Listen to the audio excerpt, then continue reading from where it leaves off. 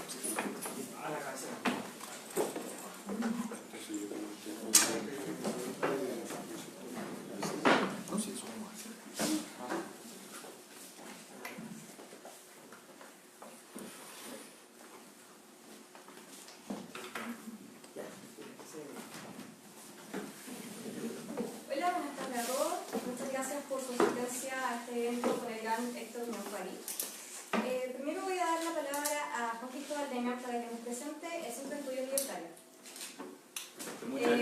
Juan Cristóbal Leña es artista político de la Pontificia Universidad Católica, Convención en Relaciones Internacionales y Teoría Política. Además es coordinador del Centro de Estudios Libertarios. Por favor, Juan Cristóbal. Muchas gracias. Buenas tardes a todos. Muchas gracias por asistir. El Centro de Estudios Libertarios es un think tank independiente de ideología libertaria que nace a principios de este año para defender precisamente la idea de libertad que hoy en día está cada día más bajo amenaza. Hoy en día, principalmente hoy particularmente, un día en el que la contingencia nos muestra este momento en el que quizás a quienes hemos confiado el recuerdo de nuestra libertad parece que no pueden sostener el discurso frente a presiones que van, parece, más allá de su alcance. Ese triste momento nos remite a nosotros como sociedad civil la defensa de la libertad por nuestros propios medios. En ese sentido, el Centro de Estudios Libertarios se compromete a estudiar, por ejemplo, la cultura que es aquella instancia en la que los pueblos emiten su juicio de lo que es bueno y verdadero. Uno de esos días es el arte, uno de sus medios es la literatura. Precisamente de eso vamos a hablar hoy día. Y muchas gracias a todos, espero que disfruten la conferencia.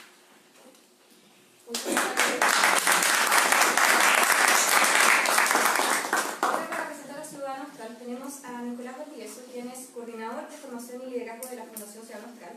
Además, es abogado y profesor de Pedagogía en Historia y Geografía.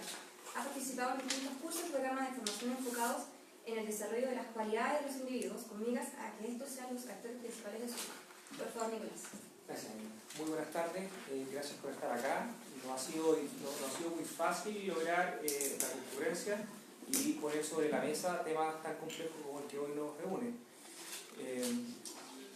El que hayamos podido completar esta actividad con el Centro de Estudios Libertarios nos llena además de orgullo porque cuesta hacer alianzas en un mundo donde parece que lo individual se ha tomado un papel protagónico y no nos ha permitido precisamente articular desde lo conjunto y lo colectivo una respuesta a las amenazas que hoy día enfrentamos. Nosotros nos dimos cuenta hace un tiempo atrás en un diagnóstico casi acabado de luz entero, hace 2 años atrás, que efectivamente la batalla que viene, la gran batalla, es cultural y que no estamos preparados para darlas y que en el contexto geográfico que se mueve Ciudad Austral, hoy día en Santiago, pero principalmente en Chivaldivia y Punta Arenas, hay demasiado por hacer y aunque no lo crean estamos solos.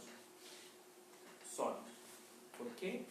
Porque no hemos sabido congregar voluntades que puedan defender la libertad. Así que si están condiciones, quieren participar, bienvenidos sean, porque necesitamos todas las manos, voluntades y cabezas disponibles. Muchas gracias por estar aquí.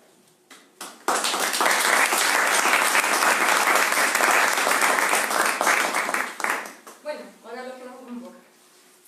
Héctor Ñapari es poeta, ensayista, catedrático, abogado y conferencista internacional, con grados académicos en la Universidad Mayor de San Marcos, en Perú, y la Universidad de Salamanca, en España. presidente del Instituto de Estudios de la Acción Humana y expresidente de la Red Liberal de América Latina, conocido como Red Liberal. Enseñó en la Universidad Mayor de San Marcos y Francisco Marroquín de Guatemala. Autor de varias publicaciones, como Los sótanos desde el crepúsculo, Rosa de los vientos, Páginas libertarias, Libertad para todos, Sentido liberal, El sendero urgente de la libertad y El liberalismo es libertad. Por favor, rector, muchas gracias por estar acá con nosotros. Adelante. Soy realmente muy feliz de estar una vez más en esta Casa de la Libertad que es el Instituto de Libertad y Desarrollo. Muy agradecido a Andrés Barrientos, a Javier, al doctor Valdivieso, a Juan Cristóbal por haber hecho el enorme esfuerzo, de verdad, y eso es una cosa que no solo debo felicitar, congratularme, sino además alentar intensamente, ¿no? En nuestros países es, y como lo veremos en algún momento más adelante, muy difícil enarbolar las ideas de la libertad, sobre todo cuando este conjunto de redes, esta nube negra y oscura, empaña permanentemente lo que puede ser un horizonte de luz, de libertad y de progreso para nuestra nación. Hoy mismo ese proceso, esa ola, ha arrasado con el que considero yo es el intelectual chileno más importante de los últimos 25 años en vuestro país, que es Mauricio Rojas. Yo quiero dedicar esta conferencia el día de hoy de Literatura y Libertad a la persona, a la figura y al rasgo intelectual de Mauricio Rojas, a su brillantez intelectual, a su honestidad intelectual, expresarle mi solidaridad, decirle que no está solo, recomendar a este tótem que tenemos nosotros en Perú y en gran parte de América Latina, que es Mario Vargas Llosa, que exprese un comentario o un artículo en defensa de Mauricio, porque creo finalmente que la batalla que tenemos nosotros por delante, la última batalla que tenemos nosotros por delante, aquellos que creemos en la libertad como un modo de vida para nosotros, para nuestros vecinos, nuestros prójimos, nuestras familias, nuestros hijos, para que tengan cada vez mejores cuotas de progreso, la batalla que tenemos que enfrentar hoy día es la batalla por la cultura. Y en esa batalla por la cultura, nuestros adversarios, para empezar, van a realizar este tipo de tácticas que yo califico de criminales y de stalinistas, con un proceso de establecer mentiras y de señalar a través de esas mentiras o establecer a través de esas mentiras un conjunto de verdades que efectivamente han enlodado la reputación no solo de un brillante intelectual, sino de un magnífico ministro como ha sido el señor Mauricio Rojas. Dicho esto, empecemos con lo que... Qué curioso que haya sido precisamente este tema el que nos haya traído aquí, porque es, como ya he dicho, la última batalla que tenemos nosotros como liberales, como afiliados a la centralidad que enfrentar, y sobre lo cual yo siempre invoco, está pues el Centro de Estudios Libertarios aquí, que por encima de nuestras individualidades, por encima de nuestros personales conceptos que tenemos con respecto a la libertad, entendamos que la libertad es el bien mayor. Porque lo que estamos defendiendo con la libertad es un modo de vida que podrá ser particular para nuestros hijos, enseñarles lo que nosotros querramos y nuestros propios valores. Pero el adversario que nosotros tenemos al frente solo quiere enseñar unos valores, los suyos. Solo quiere establecer unas verdades, las suyas. Solo quiere establecer un modo de vida, el suyo. Todo aquello que disienta un milímetro de esa admonición, que no tiene, por supuesto, nada que ver con la libertad, va a ser arrasado a través de las mentiras, arrasado a través de medios criminales o de cualquier propósito que no sea el suyo propio. Y ahí, como nosotros muy bien lo sabemos por la historia, que no hay movimiento que se haya sofisticado cada vez más en el sectarismo como no sea la centroizquierda en sus múltiples variantes. Si nosotros, como liberales, si nosotros, como hombres de derecha, si nosotros, como mujeres y hombres que queremos la libertad en su integridad o procesos sociales que contribuyen al progreso, no entendemos de una vez que la libertad es el bien mayor y que debe defenderse a cualquier costo, porque es el modo de nuestra vida del que hablamos, de nuestros proyectos de vida, de nuestra manera de hacer las cosas, de nuestra manera de contribuir y de participar armoniosa y pacíficamente en un desarrollo a través del progreso, estaremos perdidos. Dicho esto, efectivamente, esa vinculación entre liberalismo y libertad tiene una enorme dosis favorable, porque cuando vinculamos a los literatos latinoamericanos con la libertad, estos y aquellas permanecen en una encrucijada fatal en nuestra desconcertada región. A grandes rasgos, los literatos en el siglo XIX en nuestras repúblicas fueron liberales, románticos, formales, modernos de la primera hora y civilizadores durante el XIX. En tanto que vanguardistas, marxistas, sociales y comprometidos con las grandes causas socialistas y de izquierdas durante el siglo XX. En esas condiciones, reemplazaron a la literatura colonial, que nunca se molestaron en entender, como tampoco al mundo andino y centroamericano anterior, ni a sus recreadores. Hay que destacar una cosa que yo suelo destacar, si me permiten, en mi propio país, que es el Perú. Por ejemplo, el despectivo trato de la inteligencia socialista, blanca y de alcurnia limeña, a los escritores y poetas también socialistas, pero pobres, mestizos y provincianos, en su tiempo, César Vallejo y José María Arguedas, y que ocasionó la partida definitiva a Europa del primero y el suicidio del segundo. Y que es un caso paradigmático en la historia de la literatura latinoamericana.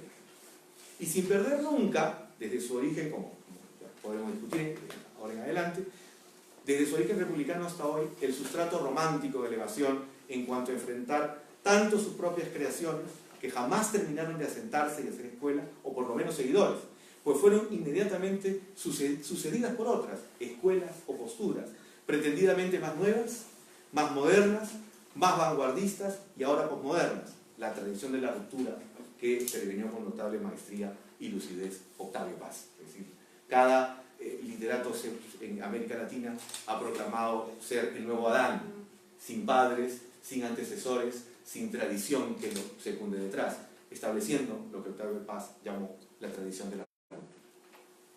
Así como en su imposibilidad de asumir con un mínimo de decoro, y esto es otro elemento fundamental de nuestros escritores, desde México hasta Chile, con un mínimo de decoro la ruda vida real, en sus diversas manifestaciones, la cual siempre les pareció desagradable, gris y aniquiladora, el lugar donde fracasarían eternamente. Así, con el nacimiento de las repúblicas, los literatos latinoamericanos fueron románticos y modernos en sus diversos tonos y registros. En los heraldos negros, eran los heraldos negros, citando el poema de Vallejo, de lo que vendría en el siglo XX, cuando sus sucesores hincaron la rodilla al socialismo. Cuando esta censura arregló por completo, a pesar de su adopción fanática, esta censura la pasada, la del siglo XX, y en ocasiones fanáticas, a ideas supuestamente progresistas, lógica consecuencia de creer que el desarrollo, como en sus novelas, se sucedía igual, uno tras otro, y que no tendría fin, ni tendría, y se podría propagar hacia el infinito, como debería. Nunca se sintieron en realidad del todo cómodos con ellas, siendo en esta parte los hijos del limbo de la revolución. Uno de los dos pies de barro de este falso ídolo, objeto de la perenne desconfianza de aquellos que sí la llevaban a cabo y estaban demasiado ansiosos en conseguir el poder a sangre y fuego y a cualquier precio. Con el tiempo, como parte de las nomenclaturas y burocracias nacidos en las universidades públicas, radicalizadas políticamente y en las fundaciones pagadas con dineros de los propios odiosos imperialismos. La cantidad de intelectuales socialistas financiados por la Fundación Ford o por la Fundación Rockefeller es absolutamente abismal. Llenaríamos este maravilloso auditorio con todas esas becas otorgadas a personas que vivieron en el corazón del monstruo imperialista y se dedicaron o descubrieron el socialismo en Nueva York. Como dice el gran Joaquín Sabina, fueron comunistas en Las Vegas. Fueron fundaciones pagadas por los odiosos imperialismos y se transmutaron en los intelectuales baratos que acusaba Mario Vargas Llosa, titulares indiscutibles de esa esquizofrénica actitud o epiplejía moral de fingir una persona pública y ser una persona distinta en la vida cotidiana. Manifestación, por cierto, alentada sin rubor por sus financistas.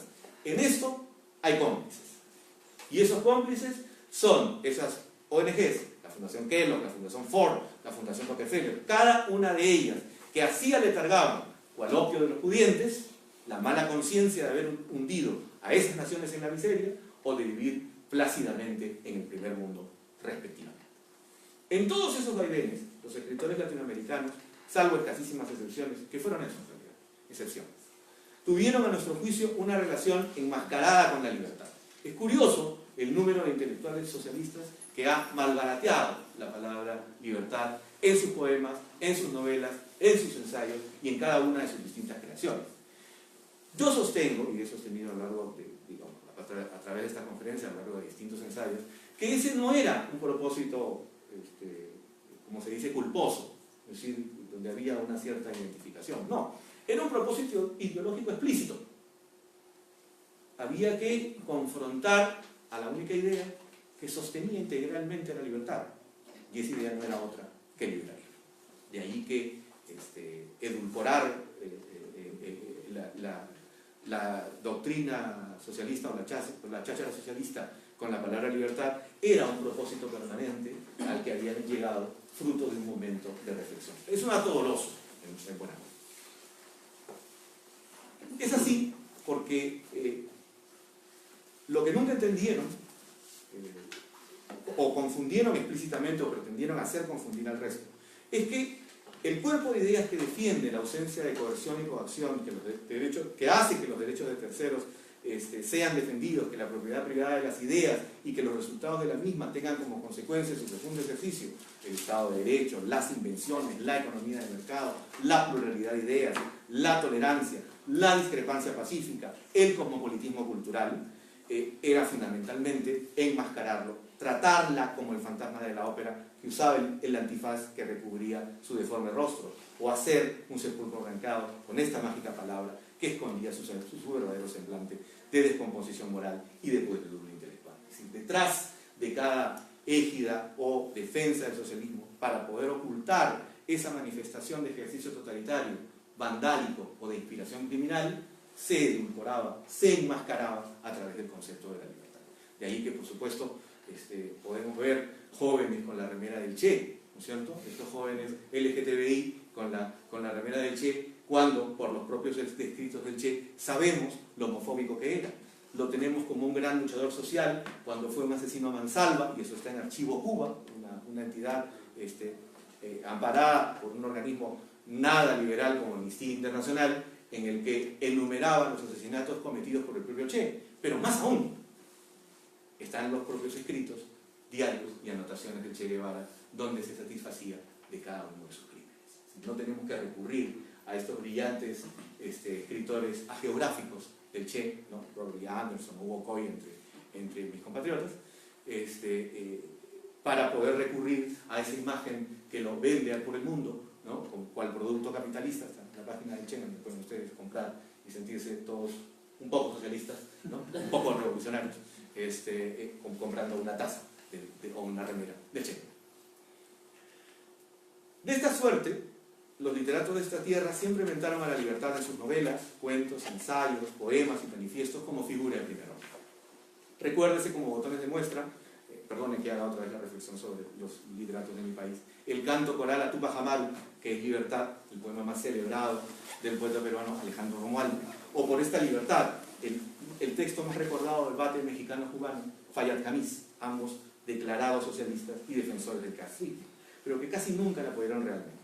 También es bueno decirlo, que desde José Santos Chocano, el peruano, hasta Julio Cortázar, el argentino, desde Leopoldo Lugones hasta Gabriel García Márquez, los literatos latinoamericanos siempre se han sentido grandes amantes de los dictadores. En su momento, y cada uno de ellos se agruparon y sin rubor y de la misma desenfrenada manera, tanto a los despotismos conservadores del principio del siglo XX, como a los totalitarismos revolucionarios de la década del 60 de dicha centuria. Es decir, no hay una diferencia ninguna entre el Leopoldo Lugones, que defendía los despotismos conservadores de su tiempo, como el García Márquez, que murió defendiendo al castrismo hasta su vida final.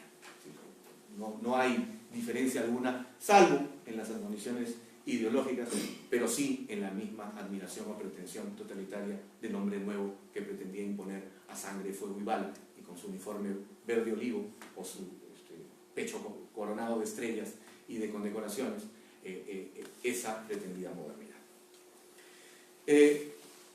¿Y qué papel asumían? De hecho, asumían el papel de los áulicos corifeos, de los diligentes guardianes o los feroces mastines de estos regímenes. Cada uno de ellos efectivamente se consideraba a sí mismo un defensor de ese proyecto supuestamente moderno. Y al fin, cuando no tuvieron más remedio, ampararon a regañadientes la libertad política, a la que circunscribieron, cuando tuvieron que posar a su favor, estrictamente a los temas de la independencia nacional, a la liberación popular, a la libertad de creación y de expresión y de prensa, sin dar un paso más allá, es decir, sin entender que la libertad, por supuesto, nunca lo entendieron, sin entender que la libertad es integral, nunca fueron un paso más allá de la libertad de prensa y la equipararon con la libertad de mercado, es decir, la libertad de crear con la libertad de mercado son una sola y la misma libertad. Cabe agregar, por supuesto, que cuando enhebraron el concepto de libertad con independencia nacional, estos literatos fueron los revolucionarios del XIX, republicanos, antimonárquicos, anticlericales y nacionalistas. Cuando lo hicieron con el concepto de liberación popular, se convirtieron en los revolucionarios del siglo XX, socialistas, comunistas e internacionalistas, apoyando las causas de los estudiantes, los obreros o los partidos marxistas latinoamericanos. Gran parte de esa historia, en su momento, la narra también Mauricio Rojas, a quien hemos invocado el día de hoy. Y así, cuando arribaron a las causas de la libertad de expresión y de prensa, fueron fugaz y tímidamente democráticos e institucionales, pero en todos los casos nunca se dieron el trabajo, o no quisieron darse el trabajo, de analizar que la libertad debía comprenderse integralmente. Así las cosas, los literatos a pesar de sus defectos, que hemos enumerado hasta este momento, los literatos del siglo XIX tienen, por lo menos, una mayor correspondencia con los ideales de la libertad plenamente entendida. Observamos, por citar algunos casos, Mariano Melgar, Domingo Sarmiento, Vicente Rocafuerte, entre otros, pues ellos exigen la libertad en todos los ámbitos, el político, el sentimental y el artístico. Los románticos latinoamericanos, como los modernos aurorales, metamorfosean al pueblo en depositario del poder, y de esta suerte son los principales críticos del absolutismo, ya sea resultado de la pobreza o el desorden. Y porque ser romántico y liberal es estar a la altura de los tiempos. Tal como lo había dicho Víctor Hugo, el romanticismo es el liberalismo en la literatura. Sin embargo, entre los literatos latinoamericanos del siglo XIX es donde esta reciprocidad entre la literatura y la libertad se quiebra y comienza eso que yo he llamado el baile de la máscara, este enmascaramiento de la libertad, donde el marxismo, con cada una de sus variantes, se convierte para la mayor parte de los intelectuales y literatos latinoamericanos y a nivel del mundo.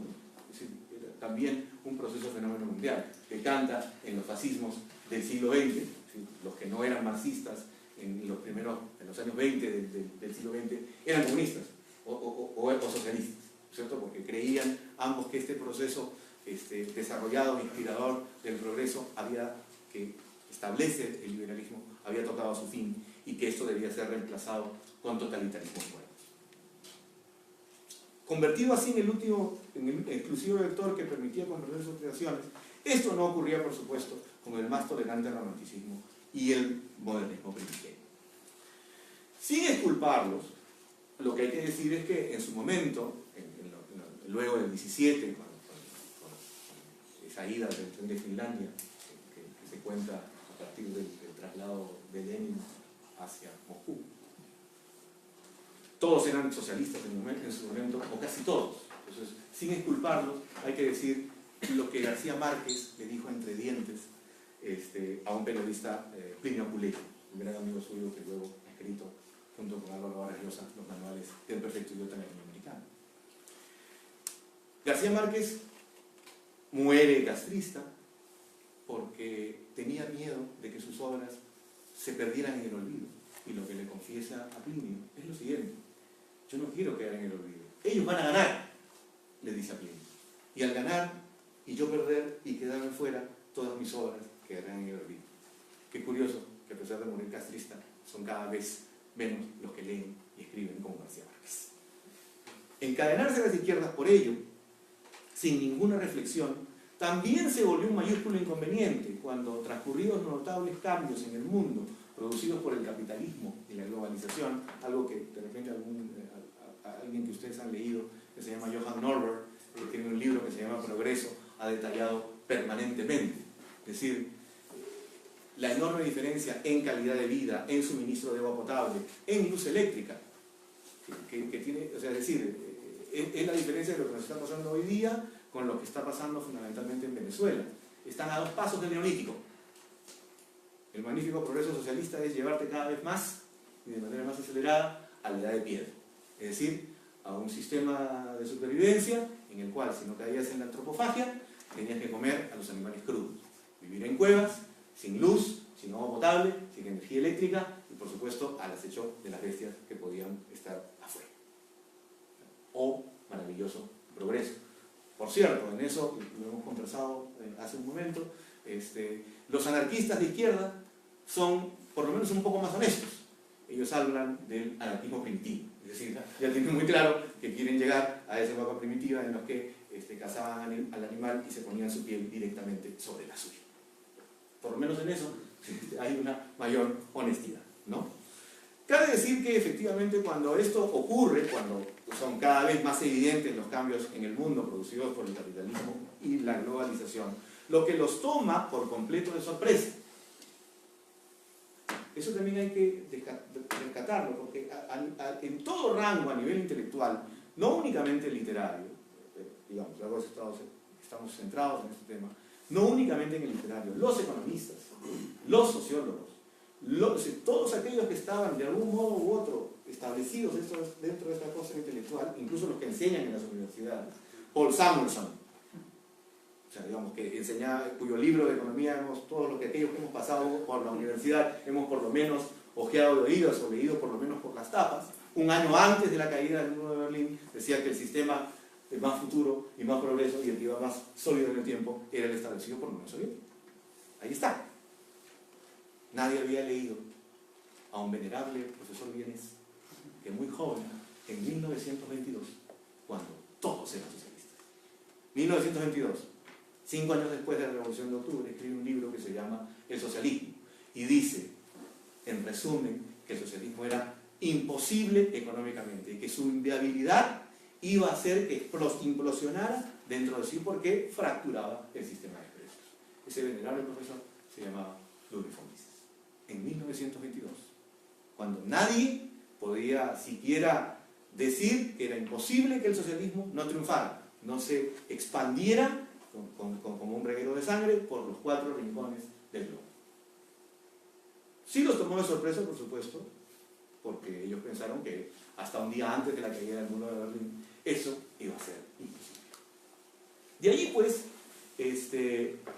que a pesar de eso, al día de hoy, nuestro Jorge Tellier, Nicanor Parra, Gustavo Faberón en el Perú, siguen porfiando tercamente en mantener sus mismas coordenadas ideológicas. Es ya imposible dejar de entender que hayan confundido la ficción de sus propias novelas o la ficción de sus propias obras con la realidad que les está ahí en la cara y se les establece tan alta y grande como una catedral. Ya sea por pertinaz comodidad, es decir, esta manera de ser una persona pública fingida y de vivir una persona privada completamente opuesta en aviones de primera clase y en conferencias en las principales universidades del mundo, ya sea por resistencia al cambio, digamos, están muy viejos para cambiar a estas alturas, medio mismo, por horror al vacío o por miedo de ser considerados unos parias, y ya en ese punto me quería detener, por ser considerados unos parias en la comunidad cultural latinoamericana y mundial, monopólicamente de izquierdas, pero que de hecho está separada del resto de sus sociedades. Una manera explícita del desfase absoluto que existe entre la inteligencia y el mundo creativo y de las letras es que si hay algo que lo unifica permanentemente es este desfase que existe, esta imposibilidad de entender la realidad del obrero que hoy no quiere hacer la revolución, sino tener 2 coches en su casa o llevar a su hijo a la escuela privada. La realidad de la mujer verdaderamente moderna que quiere estudiar, ser profesional y ser independiente y no estar marchando con los anarquistas del 19 semidesnuda por la calle o del hombre o la mujer del común que salen todos los días muy temprano a ganarse la vida y a ganarse el pan diaria y cotidianamente. Si hay algo que expresa no solo el divorcio, sino además el mutuo desprecio por esa expresión sinceramente popular, es lo que nos encontramos en Chile, en Perú, en Argentina y en todo orden de cosas respecto de esa discrepancia esencial entre esa inteligencia consumida por el prejuicio intelectual y la realidad de su propia sociedad. Pero decía, la resistencia acá. Se pueden escribir, y de hecho se han escrito, muchos libros, en los cuales, si hay algo que ha caracterizado a los intelectuales de izquierda respecto de sus propios regímenes, es el miedo. Hay centenares de casos en los cuales los primeros en ser fusilados por estos regímenes totalitarios eran los intelectuales, eran los escritores, eran los creadores.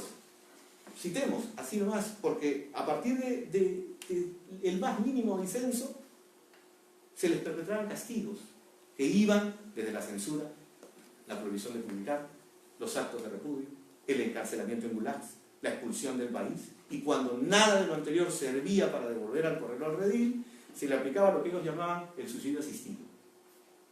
No es otra cosa de ir a su casa y pegar un tiro. O el fusilamiento sin miramientos.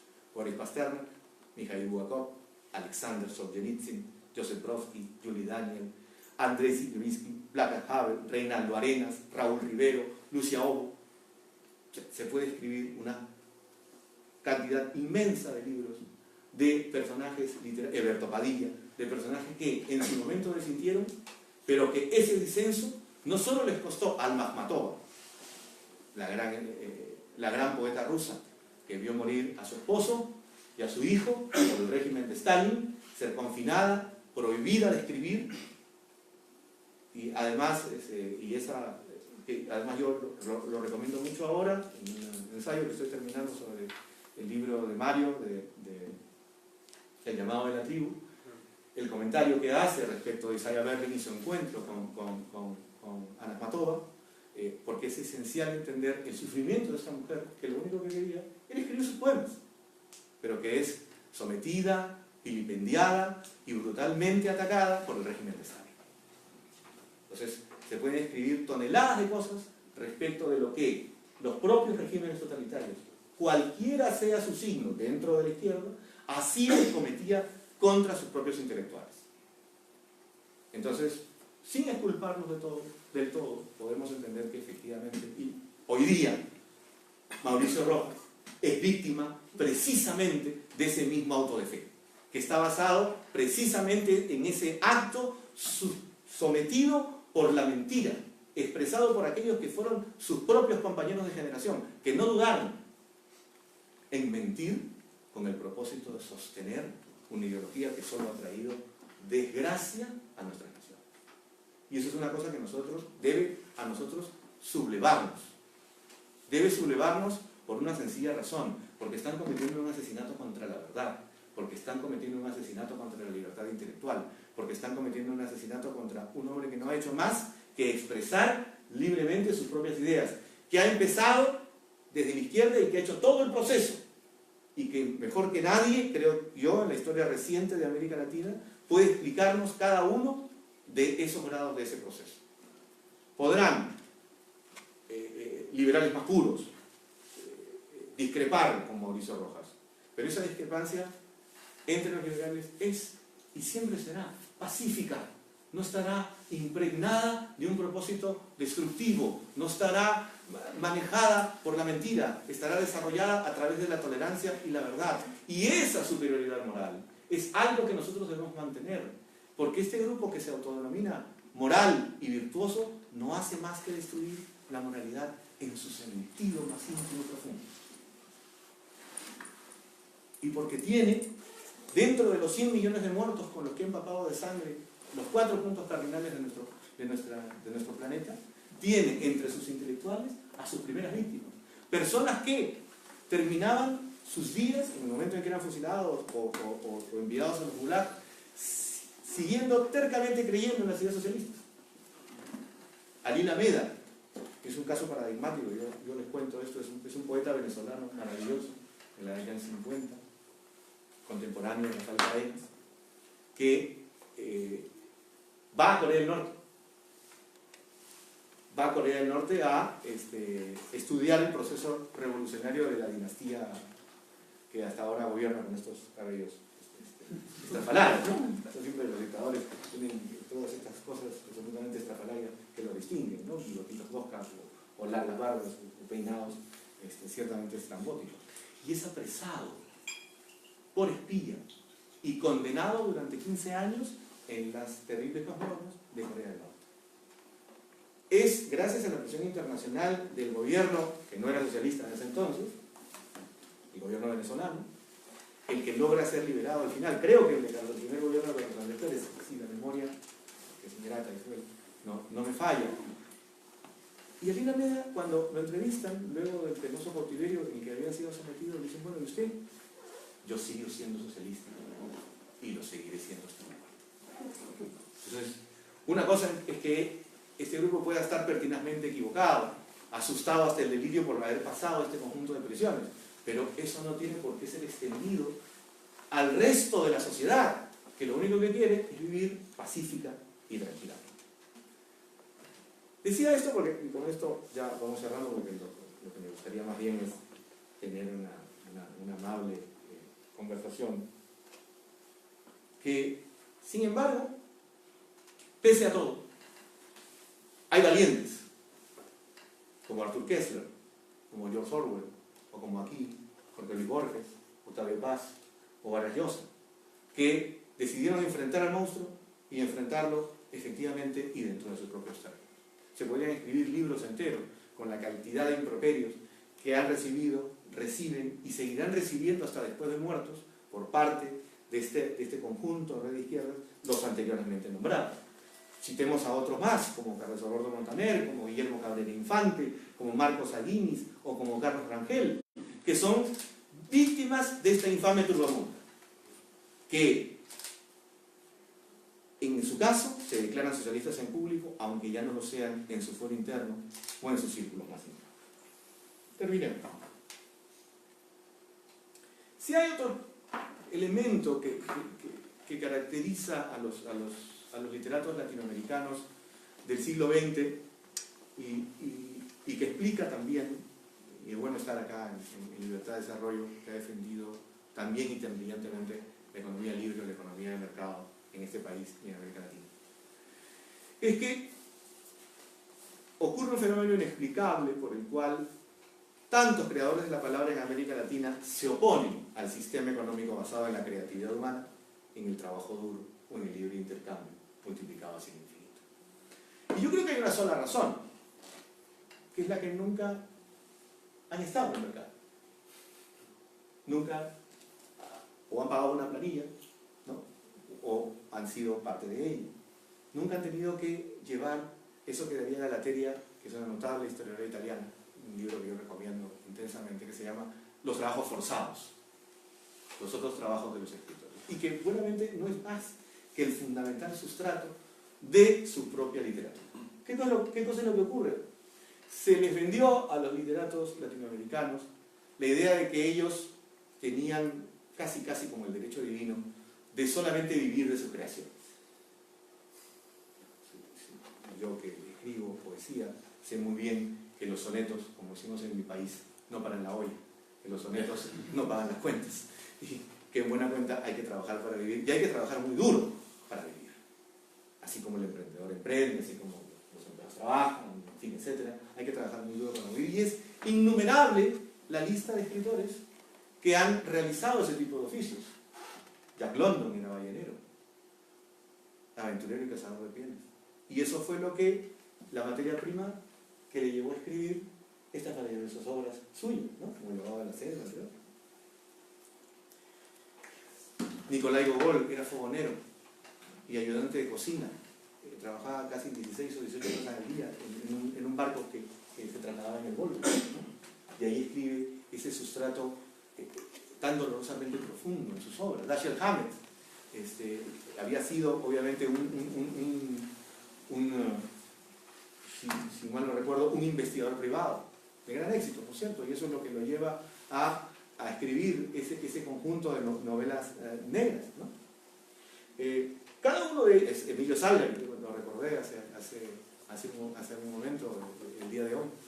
Emilio Salgari era contable de una empresa naviera en Marsella, y escuchaba aterrado los múltiples relatos de los marineros que euros del alcohol iban a cobrar su responsabilidad, etc. Y eso es lo que imprime sólidamente todas y cada una de sus creaciones, todas y cada una de las novelas de los corsarios negros, que luego nos han, por lo menos a quienes los han leído, han satisfecho grandes noches de su literatura.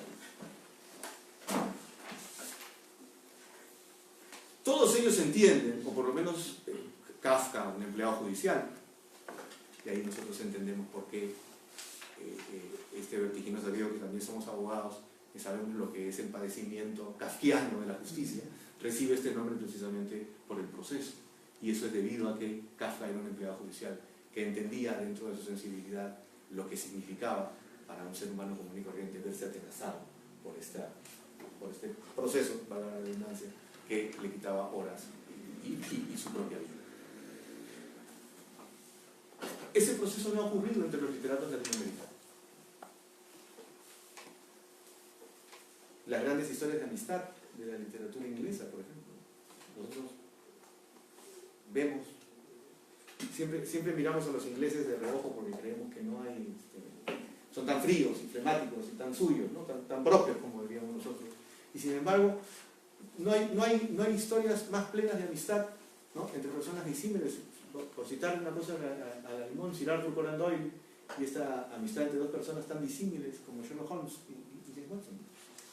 Como más recientemente con esta chica Rowling, en la historia de estos chicos que son magos, ¿no? Como es increíble que mirándonos nosotros siempre tan a la distancia, o teniendo esa percepción de la que hemos hablado hace un momento, ¿no? Veamos que esas historias de franca amistad no existen, ¿no? En la literatura latinoamericana, o por lo menos dentro de lo que en este momento recuerdo. No existe, salvo en el caso de nuestro, digo nuestro por el Perú, salvo nuestro Ricardo Palma y sus tradiciones peruanas, toda la literatura del virreinato no existe en América Latina, ¿no? Los santos a los que rezaba Santa Rosa con la invasión de los piratas y de los corsarios. Nada de eso es narrado porque el literato latinoamericano hoy día está embebido de una doctrina que le impide ver su propia historia, su propia identidad, la realidad, incluso jornadas de anticipación. En esos vectores incluso podemos encontrar esa magnífica, sobre todo en la ciencia ficción, la leo con alguna maravilla, gran parte de la idea de la ideología libertaria. No olvidemos que hay un premio, no sé si tú lo conoces, es el premio Prometeo, está dedicado a las literaturas de anticipación y de ciencia ficción. Si ustedes han visto la película V de Vendetta, sabrán que está organizada en función a un cómic que gana precisamente el premio Prometeo. Para nuestra desdicha, todas las fuerzas de la izquierda han usado la máscara de Bufoques, que es una máscara absolutamente libertaria, y lo pueden leer en cada uno de los discursos que da. Y yo quiero terminar con esa magnífica frase. Hoy, que Mauricio Rojas ha sido víctima de este escrache, como dicen en Argentina, hoy quiero decirle, como dijo el personaje B, que no importa lo que intentes hacerme, yo estoy vestido con la libertad, y la libertad es a prueba de balas. Muchas gracias.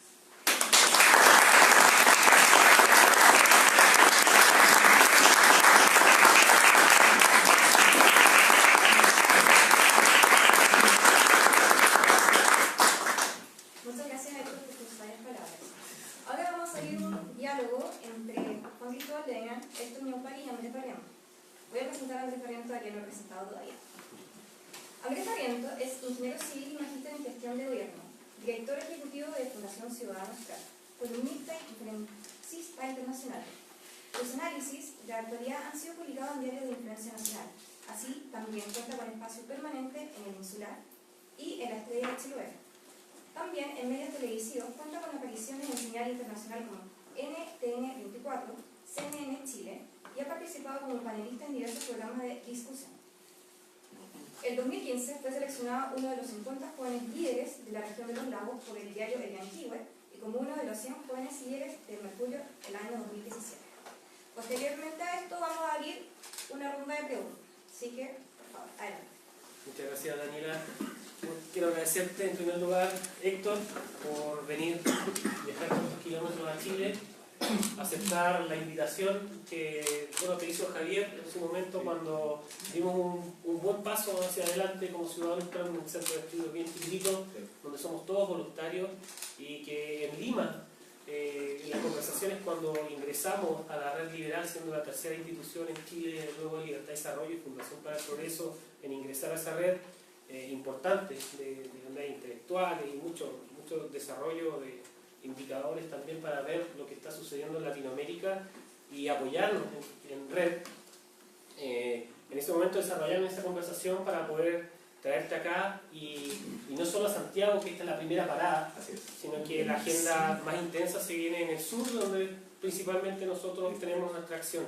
Así que bueno, el día miércoles nosotros partimos a Punta Arenas, junto a Juan Cristóbal y Centro de Estudios Libertarios, partimos para allá a Punta Arenas y también a Puerto Natales, a llevar estas ideas a los colegios, a los medios de prensa, a los centros empresariales y también a charlas abiertas para la gente allá de la ciudadanía.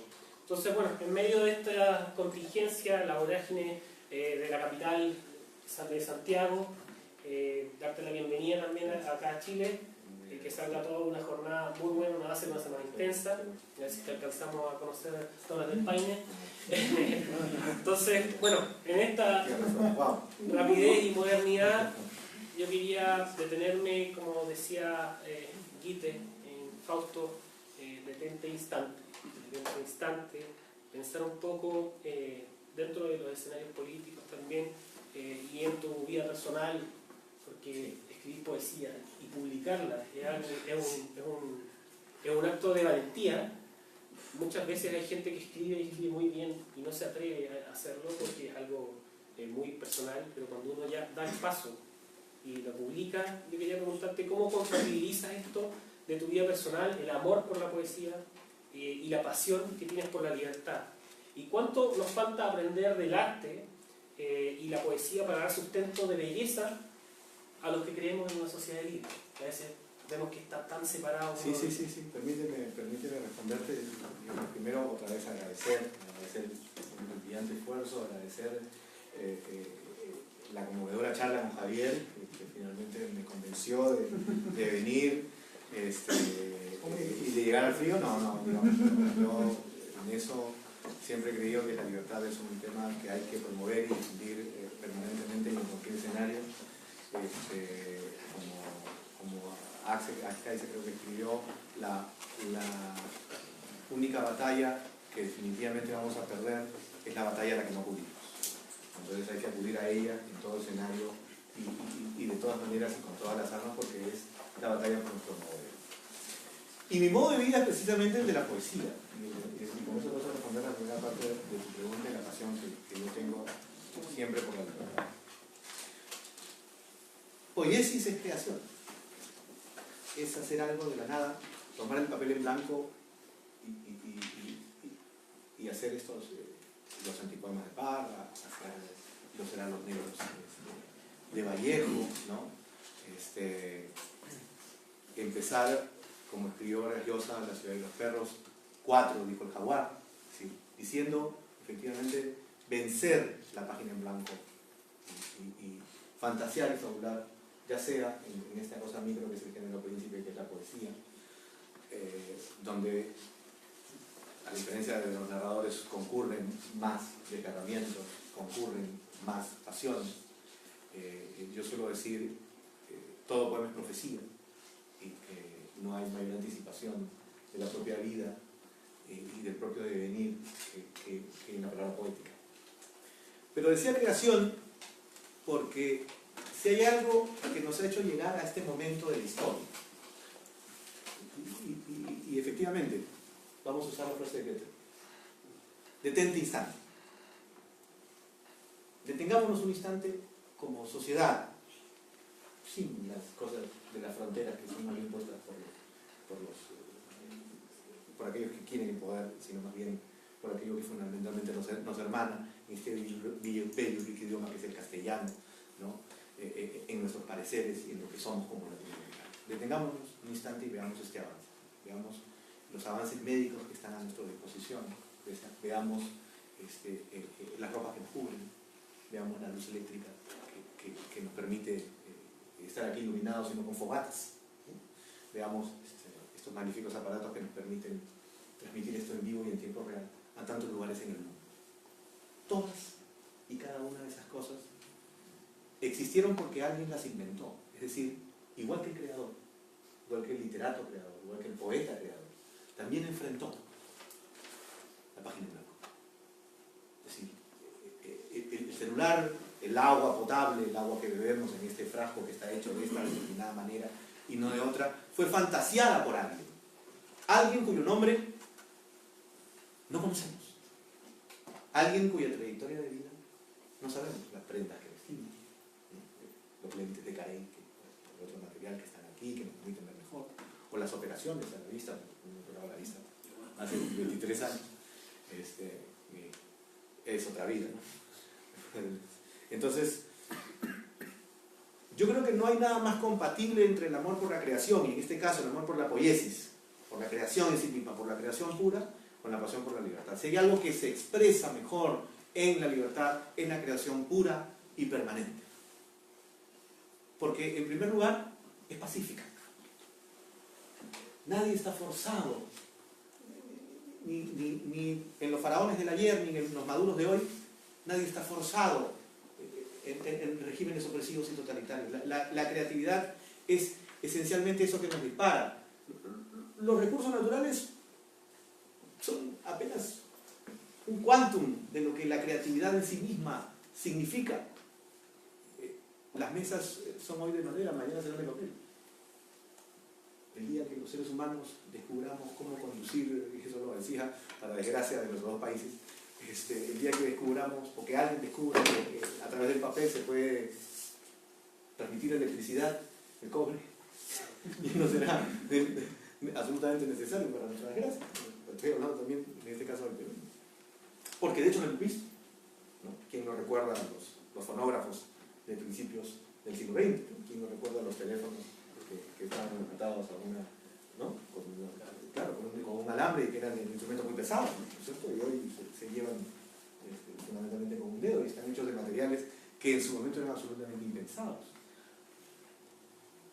Pensemos en algo que ha hecho más por las feministas, o que ha hecho más, perdón, por las mujeres, que todas las feministas en el mundo, que es el creador del pañal desechable,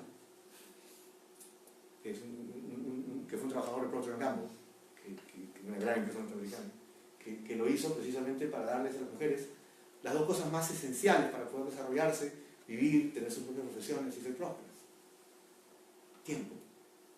Tiempo e independencia, ¿no es cierto? O sea, yo provengo, dadas las canas, de la generación que todavía usaba los pañales de tela, ¿no? Recuerdo con mis hermanos, a mis abuelas, ¿no? Lavando 40 pañales de tela sucesivamente, ¿no? Y el inventor del pañal desechable, que no tiene una estatua en ninguna parte, no tiene un salón a su nombre como aquí, ¿no es cierto? Es aquel que ha contribuido más en el desarrollo de los derechos civiles de las mujeres que nadie, al darles tiempo e independencia. Y así, cada elemento creativo ha tenido que ser fantaseado. Y lo que finalmente en este caso me subleva es que los literatos latinoamericanos y en general el enorme conjunto de artistas que son la primera línea de expresión creativa no entiendan que ese elemento también tiene que ver con ellos, que esa expresión creativa es tanto la que nos permite tomar el agua potable en un bello formato como la que nos puede permitir maravillarnos ante un poema, maravillarnos ante un relato corto, maravillarnos ante una larga novela. Así como la libertad es una sola, la creatividad es también una sola, solo que tiene distintas e infinitas expresiones. ¿Cuánto nos falta aprender? Efectivamente, todo lo que les acabo de decir.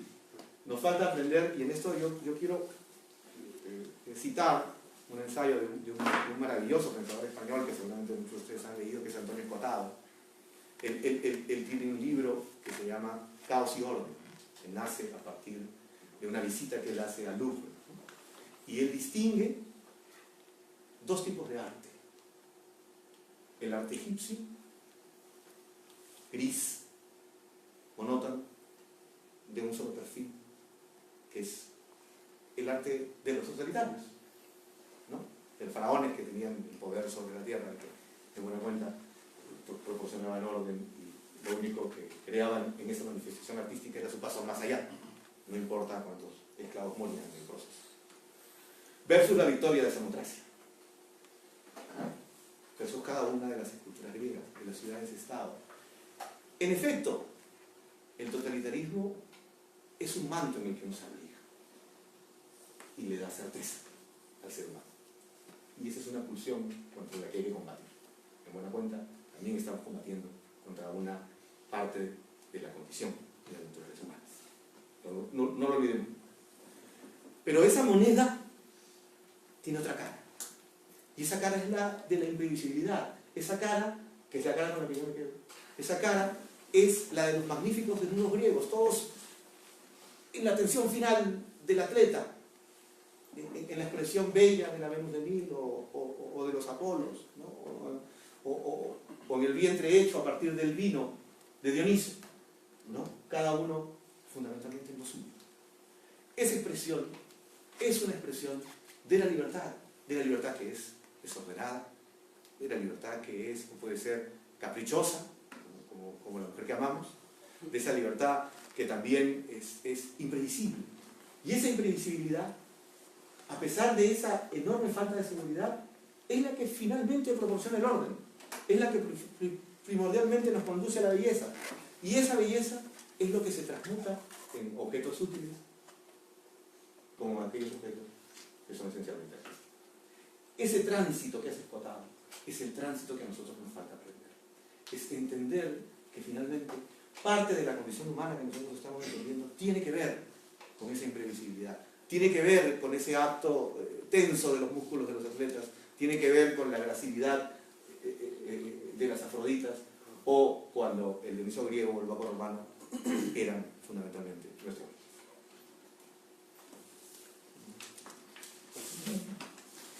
Héctor, también te agradezco mucho tu presentación, y bueno, a continuación te pido disculpas por a ti y a los demás por la aspereza quizás de mi pregunta, ya que como teórico, político quizás no voy a expresar algo un poco más árido, espero que no, pero tú lo responderás con la...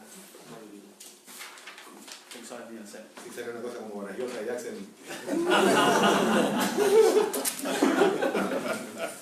Quería destacar un pequeño párrafo tuyo de Página Libertaria, que quiero destacar.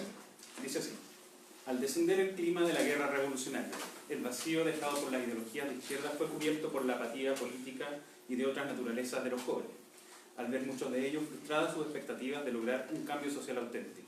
Muchos han confundido esta apatía con individualismo. Esa distinción quiero que la exploremos un poco. Esa apatía que mencionas, política y de otras naturalezas, entre ellas está, por ejemplo, la ética. Desde tu punto de vista, ¿cómo se podría relacionar, quizá, a modo de mea culpa, a modo de registro, el discurso frecuentemente antipolítico del liberalismo con esta apatía generalizada hoy en día frente a los abusos del populismo en Latinoamérica? ¿Y cómo podemos combatir esa apatía destacando las virtudes del individualismo? ¿Sí? Lo que yo creo es que nosotros como liberales, y eso hemos tenido un ojo completamente ciego, ¿no? Nosotros no entendemos que desde Pericles hasta Fomises, todos los que de alguna manera comparten toda nuestra maravillosa tradición intelectual, han sido todos ideólogos políticos. Y los que nos hemos refugiado en explicar estos fenómenos exclusivamente desde el lado del individualismo, ¿no? Paleolibertarios, libertarios, en fin, etcétera, toda esta cosa de medidas de este grupo que parecen, como decían de las izquierdas, ¿no? Cuando hay dos izquierdistas, hay tres facciones, ¿no? Parece exactamente que nosotros padeciéramos de esa misma enfermedad infantil del izquierdismo de la que Lenin alguna vez escribió. Y eso es un error. Es un error porque además implica una lectura perversa, como la llamo yo, una lectura perversa que conduce precisamente a esa partida, ética, moral, etc., por no leer el texto completo. Es decir, por no leer, es como si nosotros tuviéramos un libro de cocina y leyéramos la receta, pero no los ingredientes. O sea, no es posible hacer un pastel de choclo o un tiramisú si nosotros no leemos de qué cosas está compuesto, ¿no? Y la argamasa principal de lo que está compuesto, la libertad, es que es una ideología esencialmente política. Claro, por política uno puede entender muchas cosas. Cuando uno únicamente visualiza al político ladrón, ¿no? O al politicastro, la apatía es explicable. Pero cuando uno habla de la política como una idea en la que la defensa es la libertad frente al poder y al ejercicio del poder y a limitar el poder, eso es lo que tiene que ver con la libertad. La tarea entonces ha sido, es y siempre va a ser política. La reflexión de los iluministas escoceses, la reflexión de los racionalistas, la reflexión de los republicanos romanos, la reflexión de los estoicos griegos, la reflexión de los pensadores austriacos, era fundamentalmente la de entender que el enemigo de la libertad es el poder. Si nosotros, como liberales, para responder también de este modo a tu pregunta, permanecemos en ese discurso antipolítico, lo que estamos haciendo es dispararnos a los pies. Ese discurso antipolítico contradice nuestras propias ideas en su sentido más profundo. Porque la política, en el sentido que yo estoy describiendo, no es la del politicastro, no es la del político que roba, no es la del concejal que hurta, no es la del cazador de privilegios. La política que estoy hablando es la del régimen de convivencia pacífica, donde personas de tendencias distintas, donde personas de pareceres distintos, pueden convivir sin matarse entre ellos. Y que lo que los humanos hemos descubierto, porque ha sido un descubrimiento, no ha sido un descubrimiento fácil, es un descubrimiento doloroso y en ciertas ocasiones empapado de sangre. No lo olvidemos. Entonces, lo que hemos descubierto a través de distintos procesos, desde procesos artísticos hasta procesos esencialmente políticos en su sentido, digamos, más profundo, es que en tanto menor sea la influencia del poder, pueda ser contrapesado mejor, pueda ser establecido mediante instituciones, hombre, el desarrollo de las libertades será mejor y más apropiado. ¿Sería bueno y oportuno que lo hiciéramos nosotros? Sí. ¿Significa eso que solo lo tenemos que hacer nosotros? No. La diferencia que nos separa, ese océano que nos separa con tendencias distintas, es que nosotros sabemos distinguir que nuestro propósito final es establecer una convivencia pacífica. Quien tome ese testimonio, cualquiera siga su signo, su tendencia, será respaldado por las ideas de la libertad en la medida en que ese sea su objetivo o tendencia y no quedarse con el poder. Un liberal inclusive. Porque si alguna vez, no sé si ustedes han leído esta maravillosa fábula libertaria, que ya es una película una trilogía muy famosa, que es El Señor de los Anillos, ¿no? ¿Cuál era el pueblo más inmune al poder? El de los hobbits, los medianos. ¿Por qué era el pueblo más inmune al poder? Porque no tenía gobierno. No había reyes, no había jueces, no había condados. Todo lo que existía sin gobierno. Y por eso se le entrega un elemento tan tangible, ¿no?, como el anillo. ¿Con qué propósito? ¿Cuál era el único propósito por el que se le entrega a Frodo el anillo? Destruirlo. El único propósito por el que se le entrega a Frodo el anillo es para destruirlo, no para que él lo conserve, no para que él lo guarde, no para que él se lo venda a un enano, o se lo venda a un elfo, o se lo entregue a un elfo para que él vaya a hacer. Se lo entrega con un único propósito: destruirlo, acabar con él. Si nosotros somos verdaderamente libertarios, el Centro de Estudios Libertarios, o somos liberales conservadores, o somos liberales clásicos, deberíamos tener exactamente ese mismo enfoque. Nuestro verdadero enemigo político no es ni siquiera la izquierda. Sabemos que su propósito es conseguir el poder a sangre y fuego y a cualquier precio. Pero es la máscara que enfrentamos hoy. Como Felipe II fue la máscara que enfrentamos en su oportunidad. Como los faraones en su tiempo, como los Julio Césares en otra época. De todo aquel que representaba específicamente la naturaleza del poder. Omnímodo, discrecional, prepotente, señor de horca y cuchillo, señor de vidas de haciendas, dictador encorchado, fuerza de la naturaleza, padre de la patria, salvador de la nación, etcétera, etcétera, etcétera, etcétera. Entonces, ¿por qué es tan grave desde el punto de vista ético? Porque la apatía no crea ciudadanos, y el ciudadano es la primera línea de defensa frente al poder. Cuando estamos frente a un ciudadano, cuando estamos frente a un ciudadano que es dueño de sus derechos, que conoce sus derechos, que sabe que a partir de esos derechos es capaz de enfrentar al poder, ya hemos hecho algo. El poder de cualquier signo, no interesa el signo que sea, porque finalmente lo que quiere el ser humano es que lo dejen vivir en paz, libre y pacíficamente, que lo dejen vivir y convivir con su prójimo libre y pacíficamente.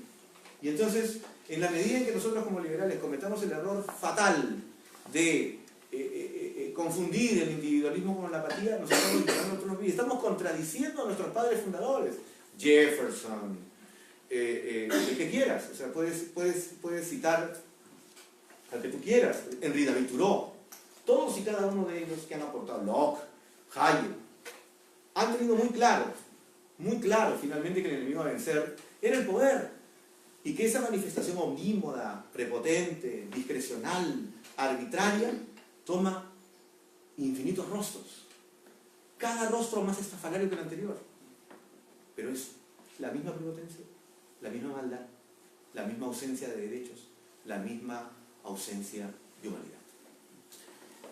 Gracias, Héctor. Ya que como va quedando ya poco tiempo, vamos a cerrar con las últimas dos preguntas para algunas preguntas del público. Yo aquí te quería consultar, por ejemplo, en uno de tus numerosos libros, como este, muy bueno por lo demás, que me enviaste desde Lima, en Los sótanos del crepúsculo. Bueno, contar también que van a haber 3 libros del que está vendiendo Libertad y Desarrollo de Héctor, sobre el sentido liberal, el tema de Octavio Paz, que también que lo pueden adquirir afuera después. Entonces, en este libro tú señalas aquí: tus ojos son las aterradas amapolas que contemplan la guerra interminable de las palabras. Sin duda, esta apreciación interesante, por lo demás, sobre aquello que, llevándolo al plano de la sensibilidad política, vemos que la batalla por las palabras es un eje fundamental que generalmente es olvidado por las derechas o el mundo afín a la sociedad libre. ¿Por qué crees que las izquierdas se han apropiado del concepto de cultura, que por lo demás significa cultivar etimológicamente hablando, y juntándolo también con que en el 2013 en la Universidad Francisco Marroquín, en una muy buena entrevista que viste sobre tu publicación de ese año, señalaste que te apasiona escribir para los jóvenes, promover la creación, irritar a los enemigos de la libertad, señalaste. Entonces, referido a la obra Sentido Liberal que está afuera, ¿y a qué atribuye esto que las izquierdas tengan tan alto poder comunicacional, contextualizando también con el tema que está pasando en Chile, que un ministro se fue, producto de esta presión de la izquierda, con manifestaciones públicas, con actos de desagravio del mundo de la cultura, de la música? ¿A qué atribuye esto que tengan tan alto poder comunicacional y la influencia que han tenido sobre los pueblos de América Latina? Bueno, que ahí nos queda un poco claro ya de la posuponencia que existe. ¿Y sientes que hay un olvido por entender esta naturaleza de la creación por parte de los sectores que somos afines a creer en una sociedad libre? Sí, yo creo que está claro, ¿no? Yo creo que nosotros nos hemos olvidado permanentemente, otra vez, de que la economía de mercado libre es una economía de creación permanente. Y que siendo una economía, o sea, hablamos de los índices de libertad económica, y lo hablamos en términos institucionales porque son medibles. Y eso es un error gravísimo, porque lo que tenemos que hablar, como Johan Norberg habla, es de la creación humana. Porque la creación humana es la que hace que nos vestamos como nos vestimos, que tengamos las medicinas que tenemos hoy en día, que haya mejorado nuestra expectativa de vida en los últimos 100 años 200%. Y como dice Johan Norberg de una manera muy clara, que durante los últimos 1800 años el crecimiento de la humanidad fue cero.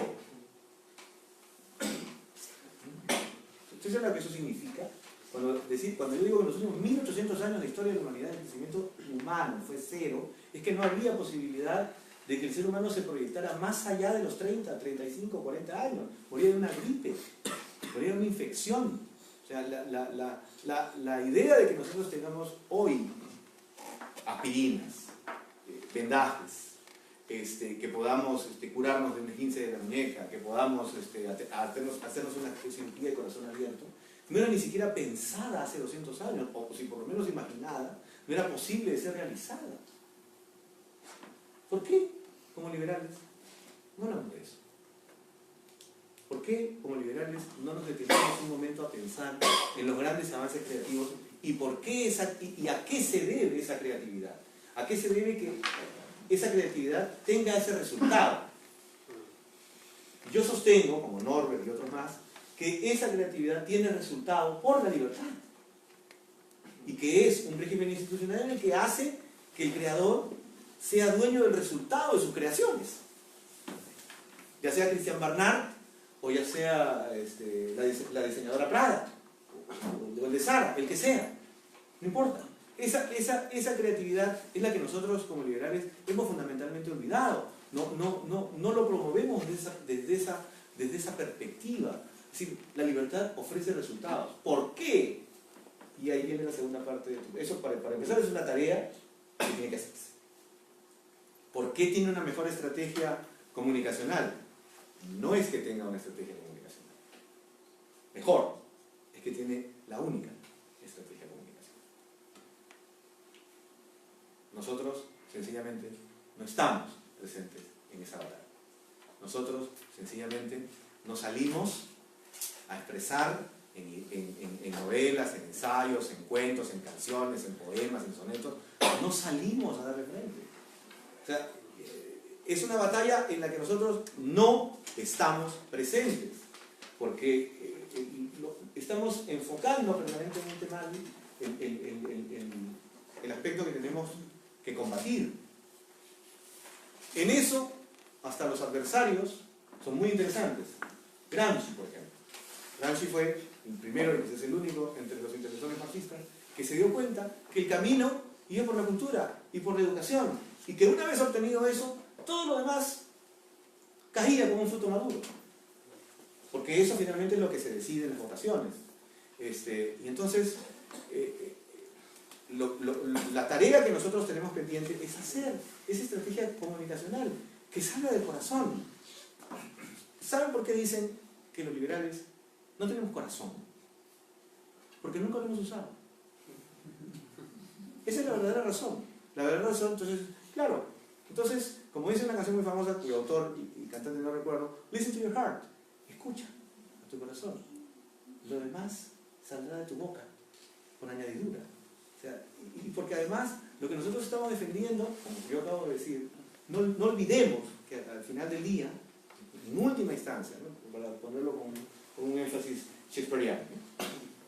Lo que estamos defendiendo es una pulsión. Sí, es una pulsión esencial de la condición humana el que todos seamos reconocidos como iguales. Sobre eso, el socialismo montado está trágicamente. Pero hay otra pulsión, no menos importante, que es la de la libertad. Y hay que entenderla como una pulsión, como una pasión, como un deseo de ser, como un deseo de hacer cada uno lo suyo, como un deseo de seguir sus propios planes, como un deseo de seguir su propio destino, y eso moviliza. Y ese apetito movilizador no lo hemos desarrollado nosotros, simplemente no estamos. Entonces, claro, se escucha a la izquierda porque es la única estrategia comunicacional que se hace. Y entonces lo que hay que hacer es ir y abrir la boca, escuchando a nuestros corazones, que en nuestro caso sí laten a la derecha. Gracias. Muy bien. Para ir cerrando, una última pregunta. Hoy en día Perú se perfila como un país muy competitivo a nivel económico, político, etc. Politológicamente hablando, está en una condición muy similar quizás a la de Chile, con un gobierno de centro derecha que podríamos, en sus palabras, clasificar como un gobierno que tiende a un concepto que a usted no le gusta mucho, que es el de economía social de mercado. Ahí podemos empezar por qué, claro. pero yendo a este asunto, ¿cómo potenciar el diálogo entre liberales, libertarios, de distintos rincones de Latinoamérica, principalmente entre Perú y Chile, que son dos países que por su posición y por la orientación hacia donde va la geopolítica mundial, va hacia el Pacífico, va hacia Asia? El próximo año tenemos a APEC en Chile. ¿Cómo fomentar ese diálogo? ¿Cómo encontrar juntos quizás este camino, países que vamos relativamente bien avanzados y encaminados desde ese punto de vista, pero la batalla de la idea también la tenemos dentro? Te citaría Vallejo. Todo acto y voz genial viene del pueblo y va hacia él.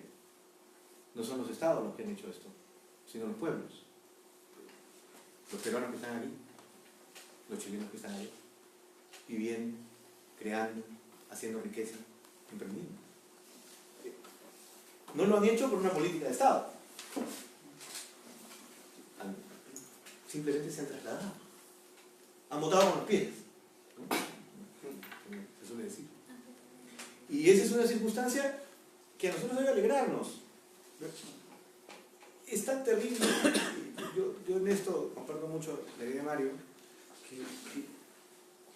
que nosotros, los chilenos y los peruanos, nos han tratado también, cuyo orden y deseo de hacer bien las cosas que nosotros admiramos. Estemos permanentemente como estados, ¿no? O sea, vistos en este fenómeno de percepción, de politiquería barata, no de política real, desoyendo al pueblo y estando permanentemente viéndonos las espaldas. Cuando la gente sencilla y humilde de nuestros países, que quiere emprender, que quiere hacer industria, que quiere hacer empresa, que quiere invertir, está haciendo eso con nosotros, sin que nosotros lo detectemos. Entonces lo que hay que hacer, antes que suprimirlo, antes es para empezar, en el caso del Perú, evitar que un radical neochavista o populista de izquierdas ingrese el año del bicentenario al Perú, ¿no? Popper decía siempre, y en eso hay que unir desde esa perspectiva política a todas las posiciones. Si tenemos un político que promueva intensamente las libertades, hay que, y pueda no ser objeto de ningún cuestionamiento, corrupción o algo por el estilo, hay que salir a apoyarlo contundentemente. Más allá de que gane o pierda, eso es una tarea que hay que hacer. Si ninguno es, hay que apoyar al que menos daño haga. Hay que usar la máxima popperiana. No es que el mejor gobierne, sino el que menos daño haga. Si como resultado de las fricciones, las contundencias políticas entre facciones, se encuentra un candidato así, como decimos en el Perú, comerse un pan con vidrio.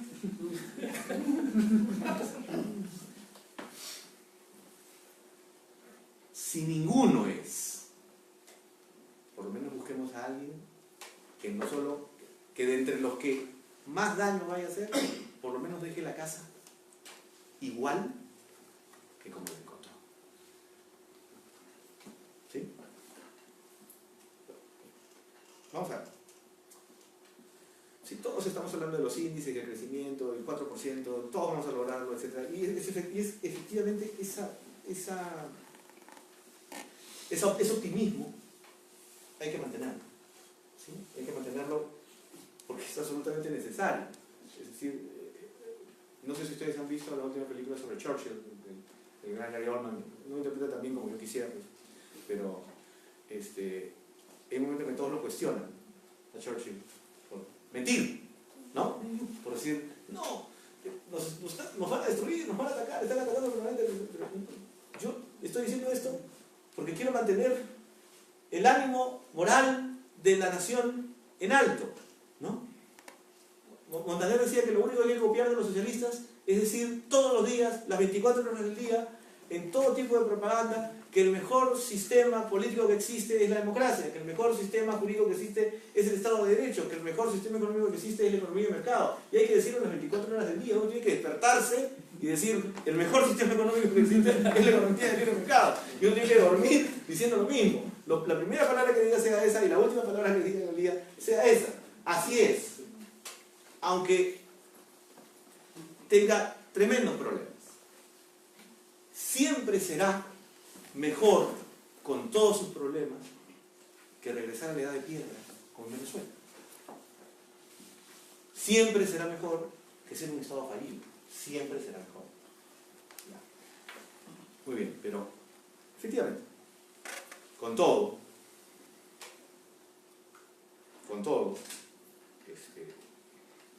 muchos dicen que un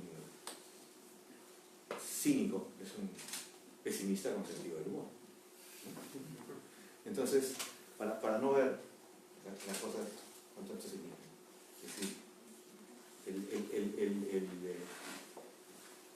yo creo que la lección que nosotros hemos olvidado permanentemente, entre las muchas lecciones que de discurso hemos olvidado, es que la libertad también es responsabilidad. Y creo que los primeros que lo hemos olvidado somos los liberales. Hemos olvidado que tenemos una responsabilidad con nuestro discurso. Si queremos ser ricos. Hemos olvidado que tenemos una responsabilidad con nuestros pares. Alberto Venegas Lynch decía, ¿no es cierto?, que el liberalismo no es otra cosa que el respeto al prójimo. Benito Juárez, en el 19, decía que el respeto al derecho ajeno es la paz. Entonces, en la medida en que nosotros primero no construyamos ese tejido o entramado armónico del que hablaba Bastiat. Bastiat finalmente estaba convencido antes de morir a los 50 años de tuberculosis. No se morían de la gente de tuberculosis. Ojo. Decía eso en las unidades económicas, que al final, ya me acuerdo, además de Bastiat, si hay una lección que los padres fundadores de la Revolución Americana, y con eso termino, nos dieron a nosotros permanentemente. Jefferson, Adams, yo les suplico que vean esta maravillosa serie, si todavía está en Netflix, no sé, esta maravillosa serie sobre John Adams, de la época de la Revolución Americana. Es estupendo. O lean los libros de Adams o de la época. Si algo que tenían muy claro todos esos padres fundadores, es que eso era muy frágil. Y la libertad hay que cuidarla como se cuida un hijo enfermo. Los que somos mamás acá lo entienden, incluso mejor que nosotros. Hay que cuidar a la libertad como se cuida un hijo enfermo. Ellos pensaban que este experimento social que habían hecho con la Constitución de Virginia, y etcétera, que se desarrolla a partir de todo este maravilloso tinglado, en el que hay enormes debates, enormes fricciones, enormes luchas de facciones políticas, no nos iba a sobrevivir a ellos. En todo momento decían, esto no va a llegar al próximo invierno. Esto se puede acabar mañana. El sentido de nuestra propia mortalidad está determinado en eso. Hay un poema maravilloso de Jorge Tellier que se llama Despedida, ¿no?, el que termina en que lo que hacemos en la vida es cuando respiramos y dejamos de respirar. Y en ese trayecto, yo añadiría al poeta Robert Frost, en ese camino, yo no tomo ni el más fácil ni el más difícil. El camino que tomo es el que hace toda la diferencia. Entonces, en general, como ser humano, como padre, como liberal, en fin, como trabajador, como abogado, como pecador, uno tiene que tomar el camino que haga toda la diferencia, porque la libertad es muy frágil, amigo mío. Sí, tú me has pedido un pronóstico de acá a 10 años. En tanto no la reguemos, en tanto no nos equivoquemos, en tanto no nos despertemos del lado equivocado de la cama el día de la votación, sobreviviremos. Y eso es importante tenerlo de fondo, siempre presente, no ser pesimistas, ¿no? Sino enfrentar las cosas con ese optimismo conservador, es decir, sabiendo que no podremos tener el político que reúna todas las condiciones, que sea un ideólogo magnífico y un comunicador extraordinario y al mismo tiempo tenga las ideas completamente claras, y que todo el mundo lo quiera y quiera llevar con ellos las reformas profundas que todos nosotros queramos, ¿no? Y que mida cuál reforma hacer primero y tenga el sentido y el olfato político y los pies en la tierra y el sentido de realidad lo suficientemente claro para llevar a cabo las reformas. No, puede pasar una vez cada 200 años, ¿no? Entre tanto, pues hay que buscarlos, hay que hacerlos, hay que fortalecer esto en cada parte de Chile, en cada parte del Perú, hay que llegar a todos los rincones, hay que hablar, hay que atravesarlo con creatividad, hay que llenarnos de emociones. O sea, si nos acusan de ser fríos, pues hay que cultivar las emociones. Eso es algo así de sencillo. Digamos, no hay maestro más severo que tu adversario.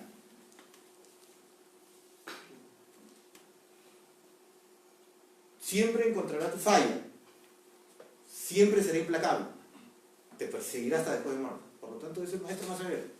Entonces hay que aprender del enemigo. Efectivamente, pues, dicen que los liberales no tenemos corazón. Muy bien, hay que escucharlo. Dicen que los liberales no promovemos la parte cultural. Hay que hacerlo. Te están diciendo cuál es la tarea que hacer.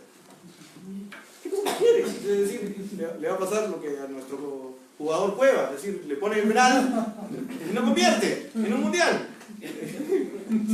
Ya.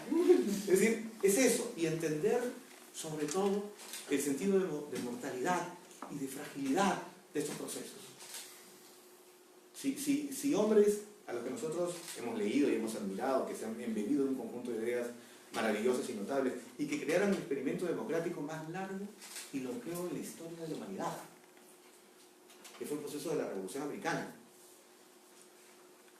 decían, esto se va, así, se va como la bruma, se va, no va a durar más allá de nuestras vidas propias.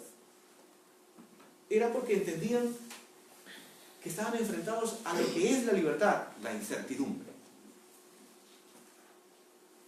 Y ese no saber, además de penoso, es maravilloso.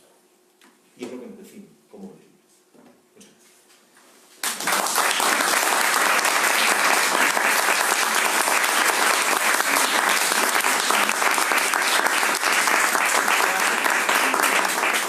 Bueno, para ir terminando, la idea, yo creo que ya como estamos corto de tiempo para poder pasar al cafecito, ya que es tarde también, todos vienen del trabajo, la idea es que juntemos 4 preguntas en 2. 2 preguntas, una y 2 preguntas luego para los que quieran. Ya. A ver, partamos. Yo creo Si que te puedes presentar. Hola, soy Nicolás, me considero palo libertario. Y tengo una pregunta sobre las tribus liberales. Yo creo que hay pocas cosas que dividen más a los liberales actuales que puede ser, pienso, el aborto y el tema del género. Yo he visto, yo conozco amigos liberales peruanos y yo les preguntaba por lo que estaba pasando en Perú, porque entiendo que tuvieron una discusión muy importante, hubieron marchas por un artículo del Ministerio de Educación, no sé, me gustaría explicar, y que lograron sacarlo. Entonces, ¿cuál puede ser una forma de evitar? Porque ellos me hablan y me dicen, no, este tema no lo toco, porque no hay que dentro de ellos, entonces, no, estoy conservador, estoy pro, entonces, ¿cómo navegar en esto y cuál es tu perspectiva de lo que pasó en Perú? Sí.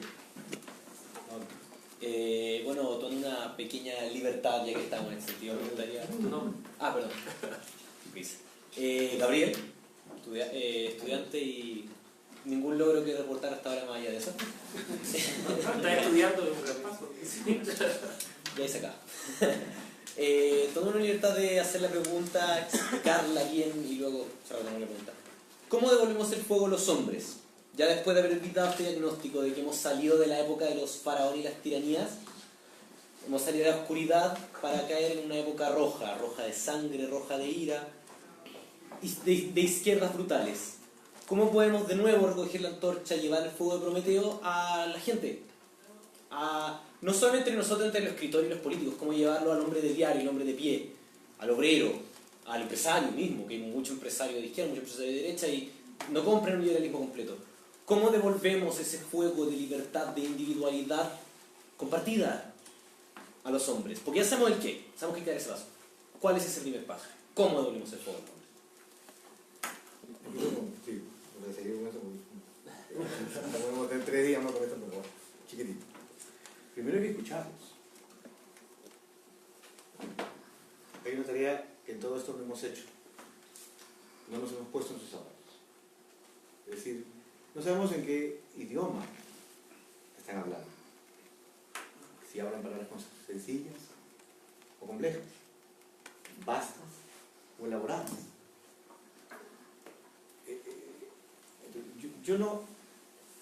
Yo no partiría por llevar yo mi mensaje. Iría al revés. Primero escucharía al taxista de la calle. Escucharía lo que piensa y en los términos y el lenguaje y en la jerga en que lo dice. Y una vez que yo lo aprenda, yo me puedo dirigir. Por lo tanto, la primera tarea para poder encender el fuego es la humildad. Y humildad es de lo que carecemos los liberales. Yo me he ganado enemigos en todo, bueno, parte de toda la izquierda. creo que tengo más enemigos entre los liberales que entre la propia izquierda. Yo siempre cuento esta anécdota que es muy valiosa para mí. En San Marcos, está María José Taladrí, que me conoce desde Salamanca, y le agradezco por mí. Yo estudiaba con los senderistas, maoístas, integrantes del Ejército Guerrillero Popular. Yo tengo 3 compañeros en cadena perpetua, de ese tipo de cosas. Entonces, cuando hemos hablado nosotros, ahora en muchos años después, decían, mira, Héctor, nosotros te admiramos. ¿Por qué? Porque todos los que se decían de izquierda ahora son de derecha. Pero tú cuando llegaste a la universidad, tenías 18 años, y eras el único que decías estas cosas, y todos se burlaban. Hoy a los 46 sigues pensando tercamente en las mismas ideas y te han terminado dando la razón. O sea, la historia, los muros se cayeron, las democracias fructificaron, los mercados, o sea, digamos, salta a la vista, no es necesario, solo tienes que salir a la ventana. Recuerda que el enemigo del marxismo siempre es la realidad. Solo tienes que mirar a la ventana y darte cuenta de que algo no está bien. Entonces me dice, pero dígame la consecuencia. Si hay algo que hay que tener junto con la humildad, es la consecuencia. Para encender el fuego, uno primero tiene que reconocer que está en la oscuridad. Reconocer también, como decía Mises, que aún el fuego más pequeño puede iluminar la habitación más oscura. Tú tengas, como decíamos en el Perú, una velita misionera, estas velitas de la iglesia, por mucho que sea muy pequeña, así la ilumine el cuarto más oscuro, va a dar luz. Y segundo, no arredrar, pero sobre todo, además de no claudicar, hay que mantenerse firme en los principios. Siempre. Y eso quizás, tanto la humildad como la consecuencia, es lo más difícil. Entonces, nosotros no podemos hablarle al hombre o a la mujer del común si no entendemos su propio drama, si no entendemos su desgarramiento personal, si no entendemos los procesos por los que está pasando. No podemos dirigirnos a una madre atribulada y apenada si no entendemos por el proceso en el que pasa cuando cría a sus hijas, cuando las ve partir, Entonces, yo hice un artículo último que se llama Nuestros hijos, que son postcomunistas, lo dedico a una madre apenada y atribulada. Entonces yo me siento y la escucho. Y a partir de ahí desarrollo efectivamente eso, ¿no es cierto? Que nosotros tenemos que insuflar responsabilidad a nuestros hijos, nosotros mismos ser conscientes de que vamos a verlos partir, etc. Es decir, ahora último, uno que va a salir en Atlas, de mi gran amigo Martín Ciponeta, cojo a estas chicas que hablan en Perú tenemos un blog que se llama Soltera Codiciada, una chica que habla de las relaciones tóxicas. Y entonces yo escribí un artículo que se llama Gobiernos tóxicos, relaciones tóxicas, ¿no? Y entonces, porque efectivamente los ciudadanos tenemos una relación tóxica con el gobierno, ¿no? Queremos mejores servicios pero no queremos pagar impuestos. ¿no? Amamos lo que nos hace, o sea, odiamos lo que nos hace, pero seguimos ahí detrás de él. O sea, hay una relación tóxica ahí que hay que quebrar, ¿no es cierto? Entonces, ¿qué es lo que hay que hacer? Eso, o sea, tener la humildad de entender a las personas en sus propios términos. No es descubrir la pólvora, ¿no? Los que saben, ahorita vienen a preguntar, yo soy un hombre católico, y yo siempre digo, bueno, pues, la palabra de los talentos. ¿Sí? Un sembrador sabe sembrar, un pescador sabe pescar. Entonces eso es a partir de la enseñanza del ser humano común. Y eso es mucho más maravilloso y hay mucha mayor aprendizaje. Entonces, claro, a eso, y en esos términos, y en esa jerga, y en ese entendimiento, y en ese desgarramiento, hay que hablar. Pero para poder hacerlo, hay que despojarse de este sentido. Que mira a todo aquel que no le dio a Hayek, o a todo aquel que no le dio a Hermann Hoppe, como diciendo.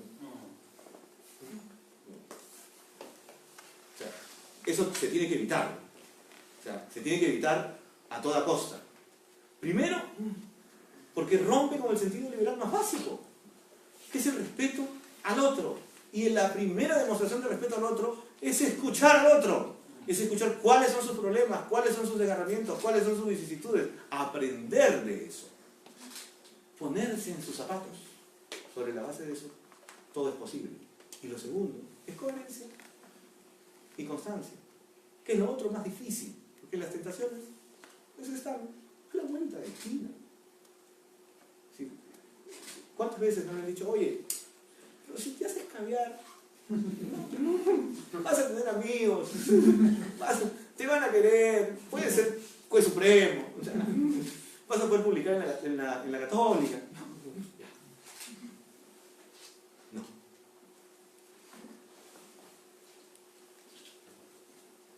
Paso contigo. Es un debate de nunca acabar, ¿sí? Porque están involucradas emociones, razones, temas de todo tipo. Yo creo que es un engaño, muchachos. Yo creo que nos están llevando de las narices en los dos temas. Primero, porque en el caso del género es un tema de nomenclaturas y es un tema de colectivos.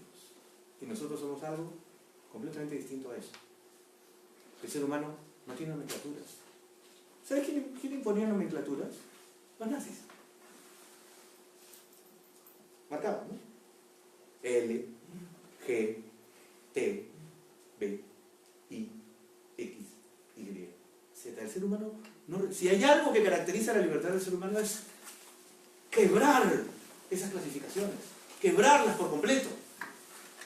Si hay algo que nos caracteriza y algo que hemos enfocado desde nosotros desde siempre, es la virtud de nuestra disidencia y de nuestra desobediencia. No somos hijos de nuestros padres, somos hijos de nuestro tiempo. No hay género que nos contenga. Si quieres replícales. Ubique y googlea un artículo que yo encontré del diario francés Libération, que es un diario de izquierdas, ¿sí? Cuando hablaba de estos temas. Y decía, el género no tiene nomenclatura, ni siquiera es una puerta giratoria, es una puerta abierta. Y además eso nos engaña, muchachos, porque es algo tan antiguo como el mundo. ¿Qué no han hecho los seres humanos desde siempre sin escopular, de manera desenfrenada? Es decir, ¿qué hacía Alejandro luego de conquistar tierras? ¿Qué hacía César con Calpurnia y luego con alguno de sus bellos secretarios? ¿Le puedes poner un parámetro a eso, una nomenclatura, una letra? Eso, no hay nada más lejano a la libertad que eso que acabo de decir, que el ser humano rompe todo tipo de nomenclaturas. Otra cosa es que quiera poner el pie en esa agua. Esa también es tu libertad. ¿Sí? Gran parte de mi vida yo cumplo con mis obligaciones. El resto del tiempo hago lo que yo quiera.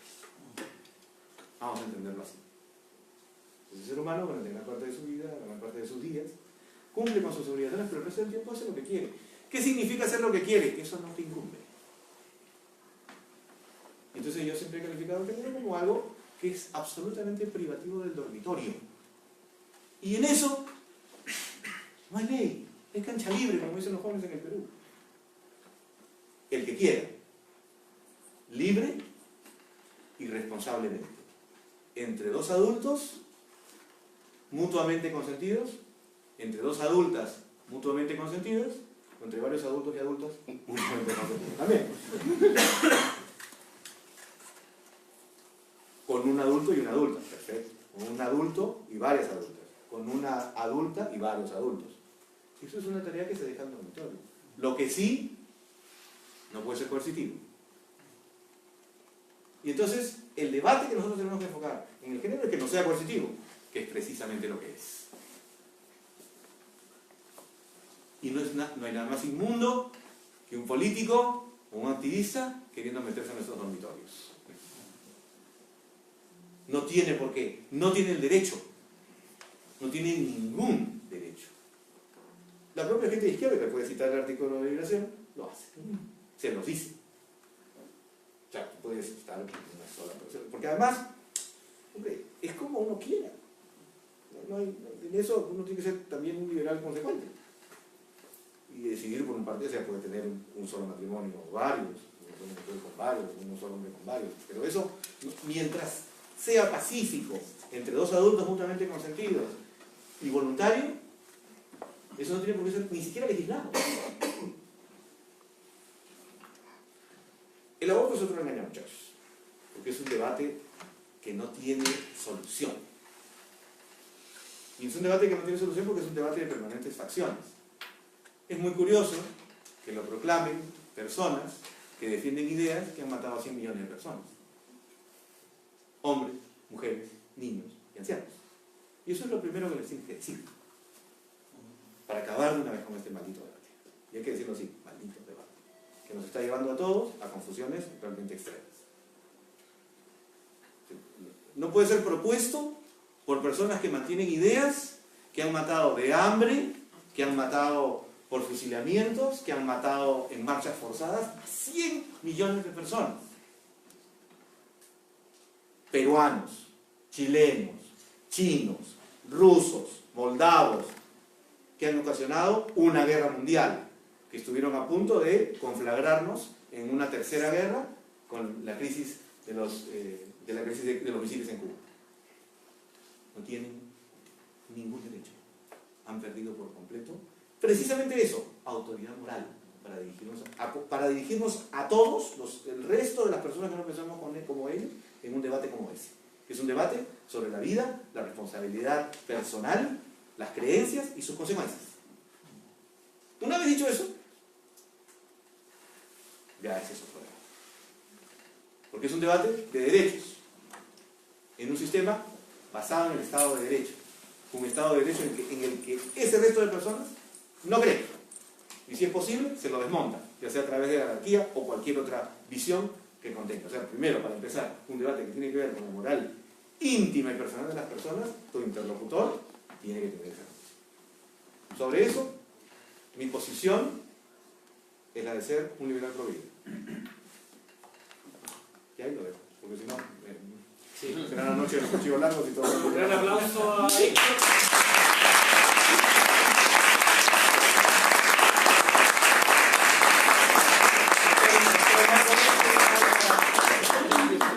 Pasemos acá a un tiempo de paso. Sí, claro que sí.